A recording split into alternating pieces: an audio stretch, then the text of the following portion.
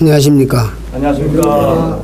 이번에 하늘 가는 밝은 길이라고 하는 제목으로 5시간에 걸쳐서 사람이 어떻게 하나님 아버지 앞에 갈 수 있는가에 관해서 말씀을 전하게 된 여천교회에서 목회하는 허윤욱입니다. 여러분들 만나서 참 반갑습니다. 네, 반갑습니다. 저는 무엇보다도 사람이 영원한 멸망에 가지 않고 천국에 갈 수 있는 길을 전하는 일에 대해서 40여 년간 신명을 바쳐왔습니다. 오늘도 5시간에 걸쳐서 이와 같은 제목으로 말씀을 드리게 된 데 대해서 참으로 감사하고 이와 같은 시간들이 여러분들의 신앙에, 여러분들이 하나님 아버지 앞에 나아가는 데 있어서, 바른 신앙을 갖는 데 있어서 대단한 영향력을 미쳐서 참으로 여러분들이 큰 기쁨 가운데 이제 당당하게 이 땅을 살다가 하나님을 섬김으로 하나님 아버지 앞에 나아가게 되는 신령한 축복을 받게 되기를 바랍니다. 아멘. 먼저는 하늘 가는 밝은 길이라고 하는 이 제목에 관해서 잠시 좀 말씀을 드리겠습니다.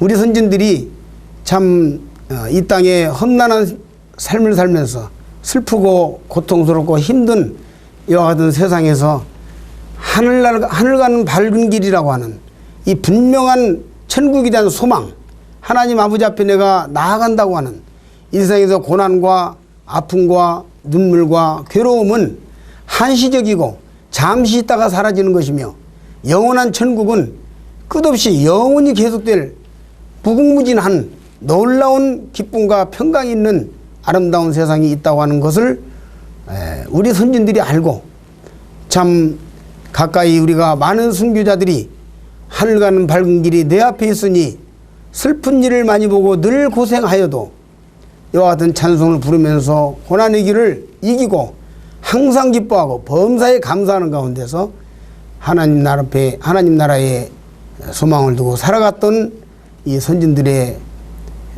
길들을 생각하면서 오늘을 사는 우리가 참 어떻게 주님을 잘 믿어서 어떻게 진리를 잘 깨달아서 구원을 받아서 영생하신 하나님 나라에 대한 소망 가운데 살아갈 수 있을 것인가, 이 문제를 5번에 걸쳐서 여러분들에게 전하고 싶습니다. 열심히 들어주시길 바랍니다.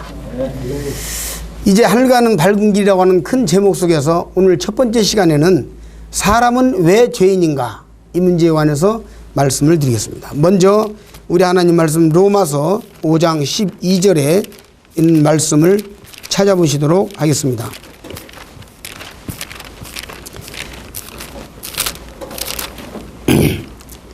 봉독하겠습니다.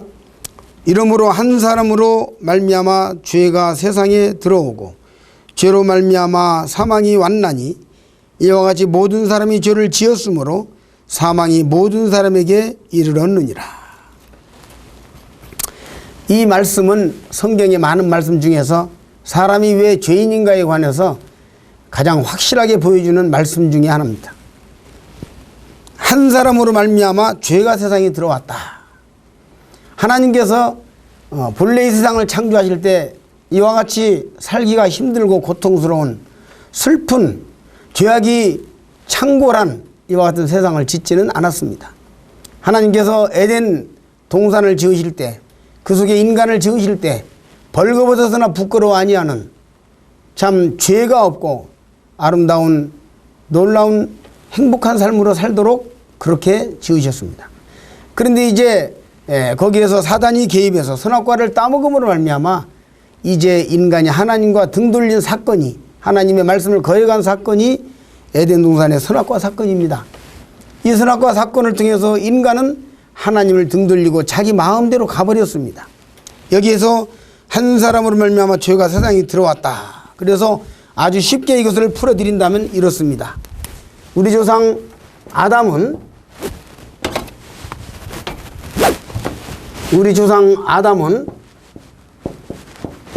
죄를 수입을 했습니다. 세상에 죄를 들여왔어요. 그래서 아담이 죄를 수입해 왔습니다. 오늘날 이 세상에도 외국에서 좋지 않은 것들을 수입해 가지고 사람들을 힘들게 하는 게 많이 있습니다. 이 아담은 죄를 수입해 왔습니다. 그리고 이제 아버지가 집에 컴퓨터를 사다가 주면 아들이 사용하는 것처럼 아담의 1세손 가인은 이 수입한 죄를 사용을 했습니다. 그래서 어떻게 사용을 했습니까? 바로 동생을 쳐 죽였습니다. 그리고 이제 죄를 아담이 들여온 죄를 가인이 사용을 해보니까 불안하고 무섭고 답답하고 괴로운 참 이와 같은 상황이 양상이 나타났습니다. 그래서 이제 가인은 도망가고 멀리 도망가서 에덴 동편 노 땅에서 이제 성을 쌓고 거기서 은거하는 오늘날 많은 사람들이 당하는 모든 고통을 그때부터 시작을 했습니다. 그래서 이제 가인이 아담이 죄를 수입해 오고 가인이 죄를 사용한 이것은 오늘 마치 어떤 사람이 프랑스에 갔다가 고깃집에 들어갔는데 고기가 너무 맛있습니다. 그래서 이 고기가 뭐 이렇게 맛있는가 하고 주방장을 불러서 이 고기가 뭐냐 하니까 저기 가면 있습니다 해서 따라가 보니까 고기를 양식하는데 굉장히 큰 개구리였습니다. 그래서 이것을 한국에 들여오면 우리나라에 큰 돈을 벌겠다. 이래서 정식 절차를 밟아서 이 개구리를 수입해 와서 양식을 했습니다. 그런데 여기 와가지고 양식은 성공했는데 판매는 실패를 했습니다. 매매는 실패했습니다. 그래서 사업에 실패하고 그냥 놔뒀더니 개구리들이 담을 뛰어넘어가서 이제는 그냥 온 세상에 황소개구리 사건을 일으켰습니다. 이게 황소개구리 사건입니다. 이게 황소개구리를 들여온 것은 한 사람이 들여왔는데 고통당하는 건 온 나라가 고통을 당하는 것입니다. 오늘날 아담이 죄를 들여왔고 그 다음에 가인은 죄를 사용했는데 어떤 사람이 저에게 말하기를 그러면 아담 때문에 내가 지금 고통당하는 거 아닙니까? 이렇게 물어보는데 아담 때문에 고통당하는 것은 아닙니다. 여기 말씀이 뭐라고 그러냐면 한 사람으로 말미암아 죄가 세상에 들어오고 죄로 말미암아 사망이 왔나니 이와 같이 모든 사람이 죄를 지었으므로 사망이 모든 사람이 이르렀다. 우리가 죄로 말미암아 멸망의 지옥에 가는 것은 우리가 지은 죄로 말미암아 가는 것이지 아담이 죄를 지었기 때문에 그 죄 때문에 내가 지옥에 가는 건 아닙니다. 여기 말씀드린 대로 아담은 죄를 수입하는 사람이다. 이렇게 생각하시면 됩니다. 어찌됐든 한 사람 아담으로 말미암아 죄가 세상에 들어왔습니다. 이 문제에 관해서 좀 많은 말을 해야 되는데 한 가지만 더 할게요. 선악과 따먹은 것이 뭐 그렇게 큰 죄냐? 선악과를 한 트럭이나 따먹은 것도 아니고 10박스 따먹은 것도 아니고 닭 한 개 따먹었는데 그것이 그렇게 큰 죄냐라고 어떤 사람이 질문을 합니다. 그런데 죄입니다. 왜냐하면 첫 번째로는 죄라고 하는 것은 엄청나게 많이 지어야만이 죄가 아닙니다. 예를 들어서 우리 대한민국의 형법이 500가지가 있다고 합시다. 500조가 있다고 합시다. 그 중에서 몇 가지를 범해야 교도소 갑니까? 한 가지. 아니죠. 한 20가지 범해야 되는 거 아닙니까? 너무 냉정하신 거 아니에요? 맞습니다. 한 가지만 범해도 형무소에 갑니다. 죄는 많이 지어야만이 죄가 아닙니다. 이것이 첫 번째고 두 번째로는 아담이 이 선악과를 한 개를 따먹었다고 하는 것은 이 상징적인 것입니다. 하나님께서 이 천지 만물을 창조하시고 그 만물을 창조하신 가운데 인간을 창조하시고 아담에게 모든 것을 거저 값없이 공짜로 다 줬습니다. 그냥. 그래서 실제로 아담은 이제 자기가 아무것도 만드는 것이 없고 이 세상을 창조하실 때 에덴 동산을 만드실 때 아담은 만들어지지도 않았습니다. 그 만드는 거 하나님 만드는 걸 구경하지도 않았습니다. 왜냐하면 아담은 맨 마지막에 만들어졌기 때문에. 그러니까 아담이 이 세상을 하나님이 이 세상을 창조하는데 아담이 전혀 기여한 것이 없습니다. 그런데 하나님께서 아담에게 이 세상 만물의 모든 다스릴 수 있는 권한을 거저 값없이 줬습니다. 그리고 선악과 이것만은 따먹지 마라. 왜냐하면 이것은 바로 내가 그럴지라도 너는 피조물이고 나는 창조주이기 때문에 창조주의 권위로서 이것을 따먹지 말라고 내가 말하는 것이다. 야, 선악과 하나만 하나님의 것이다 이 말입니다. 그러나 아담은 선악과를 따먹었습니다. 이건 무엇을 이야기하는 겁니까? 예를 들어서 이 문제가 대단히 중요하기 때문에 설명을 하겠습니다. 어떤 사람이 굉장히 많은 재산이 있었습니다. 큰 부자입니다. 땅도 많고 집도 많고 밭도 있고 산도 있고 그런데 그에게 자녀도 없고 일가친척 가족도 아무도 없습니다. 그래서 그 사람이 죽을 때가 다 됐기 때문에 이제 내가 이것을 정부에 그냥 반환을 할까 여러 가지 생각을 하다가 그 마을에 아주 착실한 청년이 있었습니다. 젊은 부부가 너무 착하게 살기 때문에 그를 양자로 받아들여서 모든 것을 다 주었습니다. 내가 죽을 날이 가까워 오니까 이제 내가 이것을 다 관리해라 하고 명의전을 해줬습니다. 그는 너무나 고맙고 감사해서 아버지 감사합니다 하고 몇 번이나 절을 하면서 감사했습니다. 그렇게 해서 이제 세월이 지나가는데 이 노인은 방 한 칸 잘 꾸며서 그 방에서 이제 죽을 때까지 살겠다고 다 꾸며서 살고 있습니다. 그리고 이제 죽을 때까지 이 젊은 부부의 봉사를 받고 살아가는 것입니다. 그런데 몇 년이 지난 뒤에 어느 날 이 아들이 아버지를 찾아왔습니다. 이사를 가주셔야 되겠습니다. 아니 무슨 이사를 간단 말이야? 아니 저 아이 공부방을 하나 만들어줘야 되겠는데 이 방이 제일 좋습니다. 그래서 내가 아이 공부방을 하나 만들어줄 거니까 나가십시오. 제가 이렇게 말하면 다들 깜짝 놀랍니다. 나쁜 놈들이라고 이야기를 합니다. 나쁘다. 맞지요? 맞지요? 배은망덕이죠? 하나님께서 우주 만물을 창조하셔서 아담에게 거저 값없이 주시고 그래도 나는 조물주고 너는 피조물이니까 이 권위로 선악과만은 따먹지 마라. 이 한 말씀 하실 자격이 있지 않습니까? 당당히 있지 않습니까? 그래서 이거 하나 손대지 말라고 하셨는데 아담은 이것을 범한 것입니다. 이것이 배은망덕인 것입니다. 이것이 악입니다.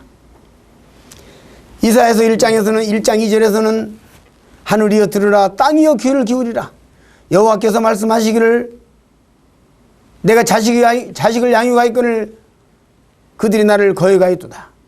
소는 그 임자를 알고 나귀는 주인의 구유를 알건만은 이스라엘은 알지 못하고 나의 백성은 깨닫지 못하는도다 하셨도다. 슬프다 범죄한 나라요 허물진 백성이요 행악의 종자요 행위가 부패한 자식이로다 라고 기록하고 있습니다. 그들이 선악과를 따먹었다는 건 단순히 선악과 문제가 아니라 하나님을 반역한 것이며 하나님을 거스린 것이며 하나님의 말씀을 업신여긴 것이며 배은망덕한 것입니다. 그래서 선악과를 따먹은 사건은 하나님을 등돌린 인간이 스스로 자기 무덤을 판 자기의 길을 걸어간 죄악의 시작이 된 것입니다. 그리고 인생들은 그 다음부터 계속해서 이 아담의 죄를 본받아서 그 마음속에 많은 욕심과 시기와 질투로 말미암아서 고통과 고뇌를 겪고 살고 있습니다. 선악과를 따먹은 것은 욕심이었습니다. 먹음직도 하고 보암직도 하고 지혜롭게 할 만큼 탐스럽게도 한 나무인지라 따먹었습니다. 그러나 하나님 말씀은 뭐라고 그랬습니까? 하나님은 따먹이면 반드시 죽는다. 먹는다는 반드시 죽는다 그랬습니다. 하나님의 말씀은 먹는다는 죽는다 그랬고 인간이 사탄 마귀에게 오염된 눈으로 바라보니까 먹음직도 하고 보암직도 하고 지혜롭게 할 만큼 탐스럽기도 한 나무였습니다. 그때 인간들은 하나님의 관점은 따먹으면 죽는다는 것이었고 이제 마귀에게 오염된 하와 아담의 관점은 먹음직도 하고 보암직도 하고 지혜롭게 할 만큼 탐스럽게 한 나무였습니다. 근데 하나님의 관점을 버리고 인간의 관점을 택한 것입니다. 이것이 선악과의 핵심 내용입니다. 그러면 오늘날도 하나님의 말씀을 전하고 하나님의 말씀을 보여주며 하나님의 말씀을 순종하라고 하면 사람들이 거역하고 자기 생각대로 갑니다. 자기 관점을 쫓아간다 이 말입니다. 자기 생각에는 내 생각에는 이것이 좋다. 내 생각에는 자유롭게 사는 게 좋다. 내 생각에는 예수 믿으면 너무나 올가매는 게 많다. 너무나 제지하는 게 많다. 예수 믿으면 손해보는 게 많다. 예수 믿으면 주일날 놀러도 가지 못하고 낚시도 못 가고 그러니까 나는 싫다. 예수 믿으면 예배당에 가서 계속 내가 매어야 되는데 나 이거 싫다. 아담과 하와가 선악과로 말미암아서 행동제약을 받는 걸 싫어해서 자기 마음대로 따먹었습니다. 그 결과는 무엇이었습니까? 여러분이 하나님의 말씀을 하나님 있기를 거부하고 하나님 말씀을 불순종하고 계속해서 나가는 길은 불행한 길입니다.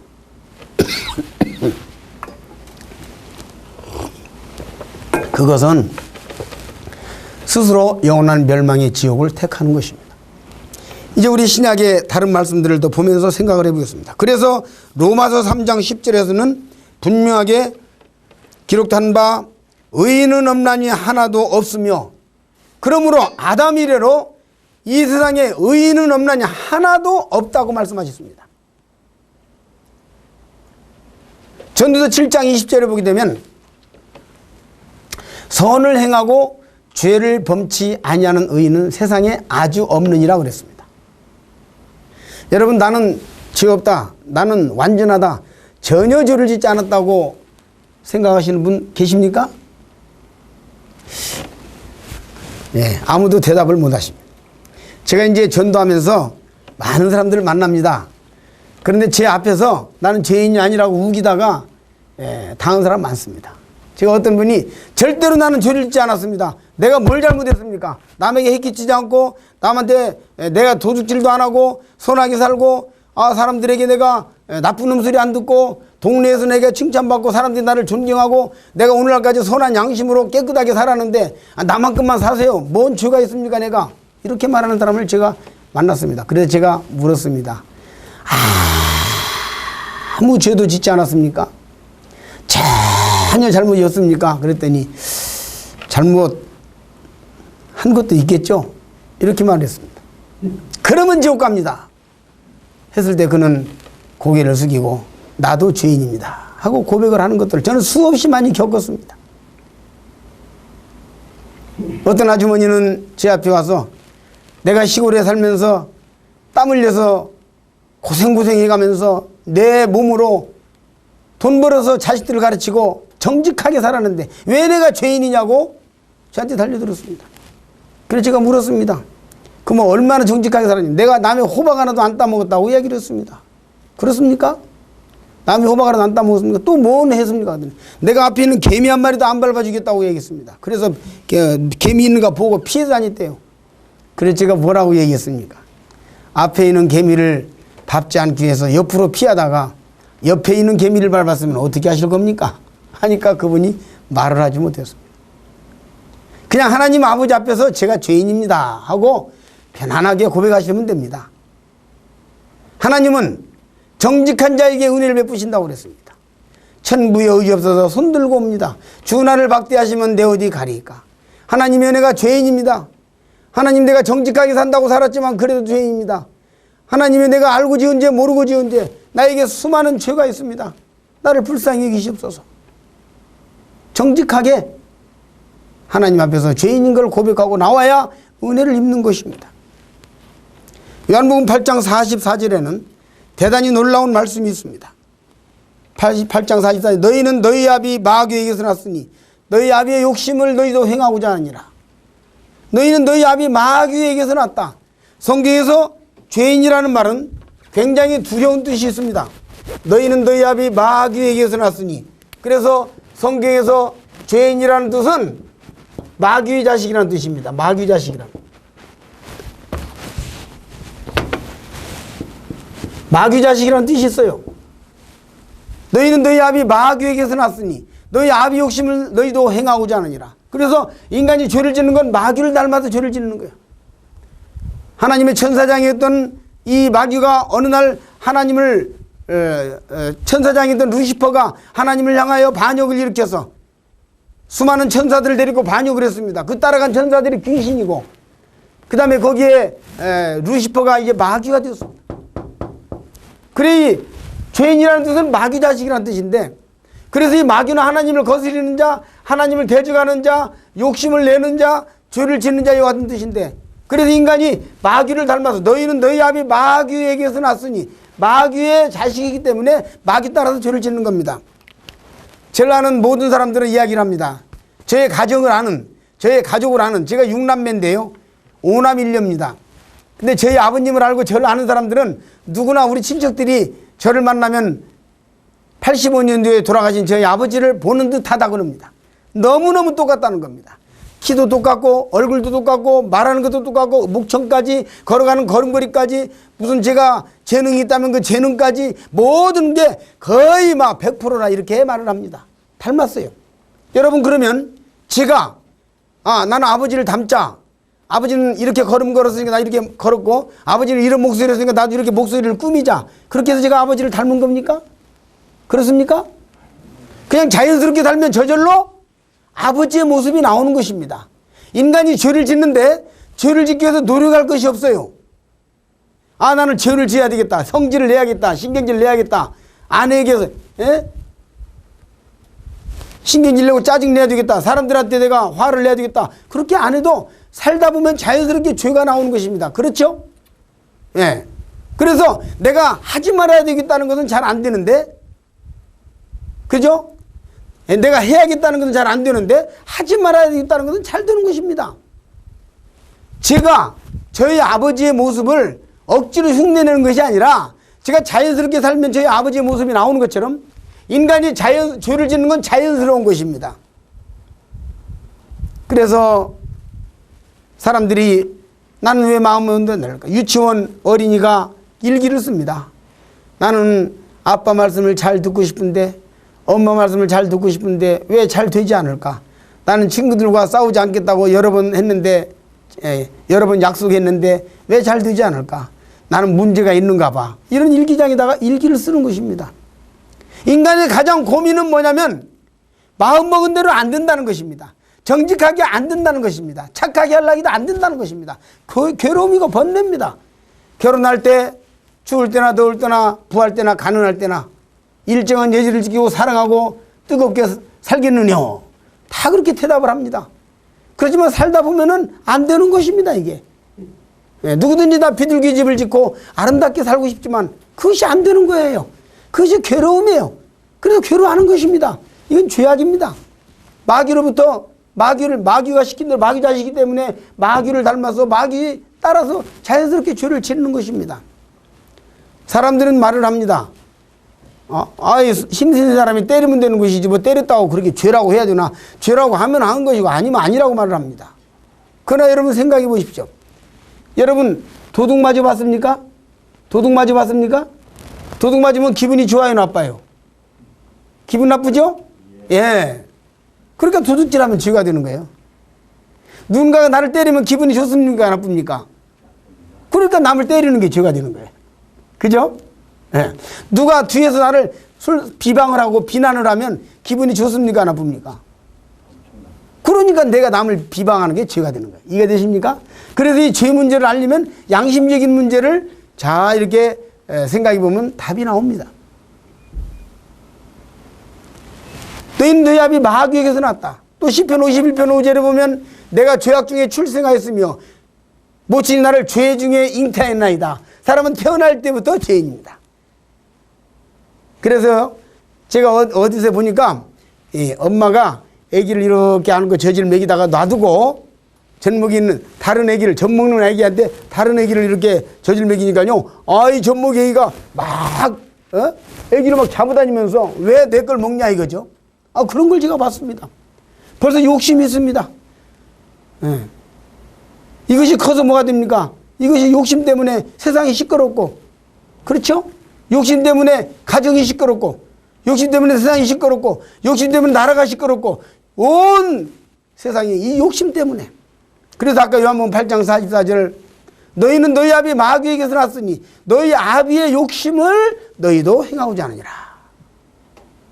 저는 전부터 살인한 자요 진리가 그 속에 없으므로 진리에 서지 못하고 거짓을 말할 때마다 제 것으로 말하니 이는 제가 거짓말장이요 거짓의 아비가 되었습니다. 그래서 인간은 입만 열면 거짓말을 합니다. 입만 열면 거짓말하는 것입니다. 그래서 거짓말로 또 사탄 마귀에게 속아서 온갖 죄를 짓기 때문에 세상이 온통 다 뒤죽박죽입니다. 성경은 여기 대해서 사탄 마귀에 대해서 세상을 엎은 자라고 말하고 있습니다. 너 열국을 엎은 자요. 이사야서 14장에 보면 너 열국을 엎은 자요 그랬습니다. 여러분 밥상을 이렇게 가지고 갔는데 이 문턱에 걸려가지고 밥상을 들고 가다가 땅에다가 엎어버렸을 때 모습이 어떻습니까? 엉망이겠죠? 지금 이 세상은 밥상을 엎어버린 것 같은 그런 엉망인 모습입니다. 정치, 경제, 사회, 문화에 죄가 없는 곳이 없습니다. 그렇죠? 거짓말이 없는 곳이 없습니다. 온통 거짓말로 세상이 꽉 차 있습니다. 어떤 군인 아저씨가 저를 찾아와서 이야기를 했습니다. 아이고 막 군대같이 썩은 데가 없어요. 그래서 제가 저는 군대에 사병으로 있었기 때문에 썩었는지 그거 잘 모르는데 그분이 장교가 와서 군대같이 썩은 데가 없어요. 그래서 군대는 참 썩었는가 보다 이렇게 생각을 했습니다. 언제 또 어떤 분이 교육계에 있는 분이 와서 아이고 교육계같이 썩은 데가 없습니다. 그렇게 말했습니다. 그래서 제가 거기도 썩었는가 보다 이렇게 생각을 했습니다. 근데 또 조금 있으니까 어떤 사람이 공무원이 와서 공무원 사이같이 썩은 데가 없습니다. 그래서 거기가 썩었구나 그렇게 생각을 했습니다. 또 어떤 사람이 오더니 경찰같이 썩은 데가 없어요. 그래서 거기도 그렇구나. 나중에 보니까 제가 깨달은 것은 뭐냐면 온 세상이 다 썩었구나. 왜 그런 줄 아십니까? 이건 우리나라만의 문제가 아니에요. 제가 필리핀을 가보고 네팔을 가보고 저 후진국도 가보고 하는데 후진국들에 가면요 자기 나라를 도와주기 위해서 가져가는 물건들도 통과는 안 시킵니다. 뇌물 안 주면요. 헌 옷을 가지고 네팔에 도와주고 필리핀에 도와주기 위해서 가지고 가는데요 통과는 안 시킵니다. 통 가지고 오라는 겁니다. 그래서 내 친구 선교사는 끝까지 뇌물 안 가지고 와서 계속 뇌물 안 주고 끝까지 버텨서 통과를 하고 이제는 그 대사관 사이에서 뇌물 안 주기로 유명한 선교사 이렇게 소문이 났습니다. 지금 끝까지 내일 오라고 하면 뇌물 안 주니까 못 준다 그렇게는 말하지 않고 내일 오라고 그럽니다. 그 내일 이제 봉투를 가지고 오라는 거예요. 그러면 그때날 그냥 내일 오라 했으니까 가서 앉아 있습니다. 그러면 왜 왔느냐고 내일 오라 해서 왔습니다. 그럼 내일 오라고 합니다.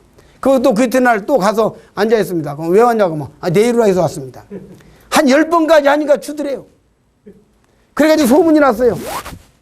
뇌물 안 주기로 유명한 선교사 네팔에 내 친구가 그렇게 사역을 눈물 나는 사역을 하고 있습니다. 자기 나라 도와주기 위해서 옷가지들 가지고 왔는데 뇌물 안 주면 통과가 안 돼요. 세상이 그렇습니다.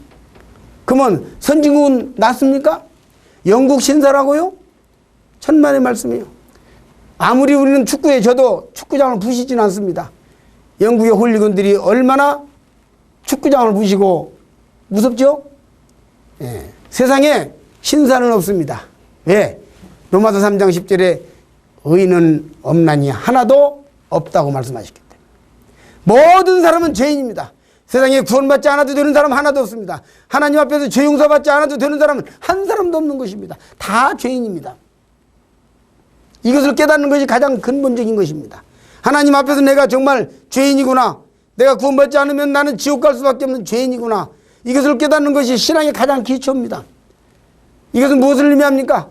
요한복음 누가복음 5장에 보게 되면은 예수께서 말씀하시기를 건강한 자에게는 의원이 쓸데없고 병든 자에게라야 의원이 쓸데있나니 내가 의인을 부르러 온 것이 아니요 죄인을 불러 회개시키러 왔노라라고 말씀하셨습니다. 다시 말씀드려서 병든 자에게 의사가 필요하다. 그는 병든 자가 자기가 병들었구나 나는 병들었구나 나는 지금 몸이 아프구나 이대로 놔두면 내가 죽게 되겠구나. 그럴 때 그를 깨달았을 때에 의사에게 가서 의사 선생님 제가 몸이 아픕니다. 나를 고쳐주십시오 하고 부탁을 하는 것입니다. 다시 말씀드려서 죄인이라고 하는 것은 영적으로 병들었다 정신적으로 병들었다 하는 뜻입니다. 그러므로 하나님 아버지 내가 죄인입니다. 내가 지옥에 던져져도 할 말이 없는 죄인입니다. 제가 잘못된 사람입니다. 하나님 내가 어떻게 하면 이 죄를 고침받고 어떻게 하면 죄 용서받고 어떻게 하면 내가 멸망의 지옥에서 면할 수 있습니까 하는 진지한 고백으로 나왔을 때 우리 하나님 아버지께서 그를 구원하시는 것입니다. 그래서 죄인인 것을 깨닫는 것이 가장 중요한 것입니다. 그러나 사람들은 자기가 죄인인 걸 잘 깨닫지 못합니다. 다른 사람에게 저 사람은 잘못됐다고 비방하기는 좋아하지만 자기가 자신이 잘못된 사람인 것을 깨닫는 데는 사람들이 빠르지 않습니다. 그러다 보니까 사람들은 다른 사람에 관해서 아주 냉정하게 판단을 하고 비난을 하지만 자기 자신에 대해서는 관대한 습관이 있습니다. 그래서 저는 그래서 착하게 살았다는 거죠. 저는 착하게 살았다는 거죠. 제가 우리 할머니 할아버지들에게 복음을 많이 전하고 이제 그 노인들에게 복음을 전하는 이 효도 캠프를 하는데 거기에 지금 근 한 20년 강사로 나가고 있습니다. 전임 강사로 나가고 있습니다. 근데 노인들의 특징이 뭐냐면 내가 다른 사람보다 훨씬 양심적으로 살았다는 것입니다. 그래서 제가 얼마 전에 제가 이천에 가서 노인을 만났는데 그분이 저에게 이야기를 했습니다. 내가 남한테 나쁜 놈 소리 안 듣고 착하고 정직하게 살려고 난 노력이 왔습니다. 그래서 제가 물었습니다. 예, 저도 착하고 정직하게 살려고 애를 쓰고 살아왔습니다. 남한테 나쁜 놈 소리 안 들으려고 정말 노력하고 살아왔습니다. 그런데 어르신 100점 맞았어요? 그랬더니 이분이 저를 빤 쳐다보더니 100점은 못 맞았지. 그러면 지옥 갑니다. 그랬더니 그분이 제가 잘못된 사람입니다. 나는 세상에서 내가 제일 착한 사람인 줄 알고 살아왔습니다. 나는 지금까지 양심적으로 살았다고 생각을 했는데 오늘 내가 들어보니까 나는 100점짜리가 아닙니다. 그는 그날 주님을 영접하고 거듭남을 경험하며 구원받고 얼마나 기뻐하고 2달 후에 주님 나라에 가셨습니다. 그는 암 환자였기 때문에. 그가 마지막에 깨달은 것은 무엇이었습니까? 나도 죄인이구나. 하나님 앞에서 아무나 거룩할 수 없습니다. 이제 마지막으로 이 시간 마지막으로 욥기 25장에 있는 말씀을 제가 보여드리고자 합니다. 여러분이 이와 같은 말씀 중에서 옛날에 그 욥이라고 하는 욥에 대한 제가 설명을 많이 할 수 있겠습니다만은 참 시간이 없기 때문에 욥에 대한 설명은 다 하지 못하고 그 경건하고 의롭게 살았던 욥이 이제 하나님 아버지 앞에서 토론하고 대화하는 가운데서 욥기에 이와 같은 말씀이 있습니다. 그런즉 욥기 25장 4절에 보니까 그런즉 하나님 앞에서 사람이 어찌 의롭다 하며 부녀에게서 난 자가 어찌 깨끗하다 하랴. 하나님의 눈에는 달이라도 명랑치 못하고 별도 깨끗지 못하거든 하물며 벌레인 사람 구더기인 인생이랴. 하나님의 눈에는 구더기 같은 인생이라고 했습니다. 어떤 사람이 나는 상당히 착하게 살았다고 자기는 죄인이 아니라고 그래서 제가 이렇게 얘기를 해줬습니다. 제가 1m 키가 제가 1m 64분이 안 됩니다. 1m 90 정도 되면은 고개를 들고 치다봐야 합니다. 그러나 10층 옥상에서 내려다보면 1m 60이나 90이나 별 차이 없습니다. 그렇죠? 맞습니다. 택시에서 저 버스 운전기사를 치다보면 고개가 자쳐서 치다봐야 합니다. 허나 저 5층 옥상에서 내려다보면 버스나 택시나 비슷비슷합니다. 하나님이 보실 때 하나님의 눈에는 달이라도 명랑치 못하고 별도 깨끗지 못하거든 하물며 벌레인 사람 구더기인 인생이랴. 죄인은 구더기와 같은 죄인이라고 그랬는데 여러분 참 이 성스러운 강단에서 내가 구더기 이야기를 해서 죄송한 마음이 있습니다만 그러나 하나님의 말씀이기 때문에 제가 말씀을 드립니다만은 구더기가 깨끗해 보니 얼마나 깨끗하겠습니까? 구더기가 다른 구더기는 새카만데 나는 좀 깨끗하다 희다 한들 같은 구더기입니다. 구더기입니다.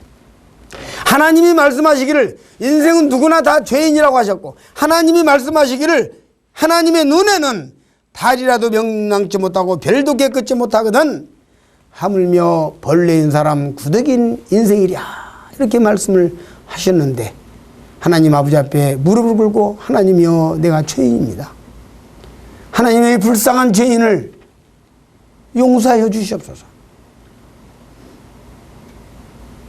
하나님 아버지 내 양심적으로 죄인이며 내 생각 속에 수많은 죄가 있으며 내 행동 가운데서 내 언행 가운데서 죄가 아닌 것이 아무것도 없습니다. 하나님이 나를 불쌍히 여겨 주시옵소서. 제가 죄인입니다. 정직한 마음으로 하나님 앞에 나오는 자에게 성경은 정직한 자에게 은혜를 베푸신다 하였습니다. 하물며 벌레인 사람 구더기인 인생이랴. 하나님은 이미 선언하셨습니다. 인생들이 죄를 짓는 것이 문제가 아니라 죄인인 것을 깨닫지 못하는 것이 더욱 문제라는 것을 성경에서 깊이 여러 군데 말씀하시고 있습니다. 이스라엘에 관해서 예레미야나 에스겔서에 이스라엘에 관해서 기록한 징벌의 말씀, 책망의 말씀, 지적하는 말씀을 잘 읽어보시면 이스라엘이 범죄하고 죄를 지은 것도 문제지만, 그러나 그들이 그것이 그 죄를 뉘우치지 않고 죄인인 걸 깨닫지 못하고 돌이키지 않는 것을 더 안타깝게 여기시는 것이 우리 주님의 마음입니다. 아담으로부터 삐뚤어진 인생은 곁길로 가고 죄를 짓게 되는 것이 아까 말씀드린 대로 당연한 것으로 성경이 기록하고 있습니다. 어떤 의미에서 당연합니다. 하나님께서 세상을 정화시키시고 이제 이 모든 죄인들을 심판하시고 하나님의 나라를 세우실 때까지 인간 속에서 죄는 사라지지 않을 것입니다. 하나님께서 우리에게 말씀하시는 것은 우리가 잘못된 죄를 짓고 잘못된 것도 중요하지만 그것을 돌이킬지 모르는, 그것을 깨닫지 못하는 회개하지 않는 이것이 더욱 무섭다고 말씀을 하셨습니다. 더욱 안타깝다고 말씀하신 것입니다. 그래서 예수께서 세상에 오셨을 때 마태복음 4장 17절에 보게 되면 이때부터 예수께서 비로소 전파하여 가라사대, 비로소란 말은 처음으로 그 말입니다. 비로소 전파하여 가라사대 회개하라 천국이 가까웠느니라. 주님께서는 죄를 그치라 이 차원보다도 너희들이 지은 죄를, 너희들이 죄인인 것을 깨닫고 자신이 더러운 죄인인 것을 깨닫고 악한 죄인인 것을 깨닫고 회개하기를 말씀하시고 있는 것입니다. 회개하라 천국이 가까웠느니라. 이것이 예수님의 첫 번째 설교였습니다. 마태복음 3장 2절에 보게 되면 침례 요한도 첫 번째 설교가 회개하라 천국이 가까웠느니라. 우리가 죄인인 걸 깨닫고 하나님 앞에 회개하여야 할 것을 말씀하시고 있습니다. 주님께서는 33년간, 그 중에서 3년간 공생애 동안에 주님께서는 계속해서 이스라엘 백성들에게 회개할 것을, 하나님 앞에 돌이킬 것을 말씀하셨습니다. 베스다나 또 여러 하나님의 그 음성을 들었던, 하나님의 그 능력을 보았던 많은 사람들이 회개하지 아니한 이 도시들에 대해서, 베스다, 고라신 이와 같은 도시들에 대해서 회개하지 않았다고 하는 면에 대해서 강하게 지적하셨습니다. 내가 죄인입니다. 하나님의 나를 불쌍히 여기옵소서 하고 하나님 앞에 돌이켜야 하는 것입니다. 그러나 그들이 회개하지 않았습니다. 그 회개하지 않은 것에 대해서 가슴 아파하고 환난 날에 견디기 힘들 거라고 말씀을 하셨습니다.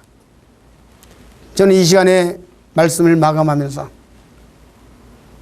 우리가 하나님 아버지 앞에서, 사람 앞에서, 세상에서 죄를 짓는 것은 참 우리의 연약함이고 선악과를 따먹고 범죄한 아담의 후손으로서 참 어찌할 수 없는 이와 같은 슬픈 현실입니다만, 그러나 이제 우리가 살 길이 열린 것은 하나님께서 회개하라고 말씀하셨기 때문에, 하나님이여 제가 죄인입니다. 하나님은 나를 불쌍히 여기시옵소서. 하나님 나를 받으시옵소서. 내가 잘못했습니다. 내가 나쁩니다. 내가 죄인입니다. 나를 고쳐주시옵소서. 하나님 나를 고쳐주시옵소서. 하나님 나를 불쌍히 여기시옵소서. 하나님 아버지 앞에 회개하고 나오는 여러분들이 되시길 바랍니다. 우리 주님께서는 자비와 긍휼의 아버지이기 때문에 여러분들이 회개하고 죄를 회개하고 하나님 앞에 손들고 나올 때 아무도 내어주지 않는다고 분명하게 약속하셨습니다. 아무도 버리지 않는다고 분명하게 약속하셨습니다. 우리 하나님 아버지 앞에 회개하고 나와서 영생을 얻게 되시기를 진심으로 바랍니다. 이상으로 오늘 말씀을 드리겠습니다. 감사합니다.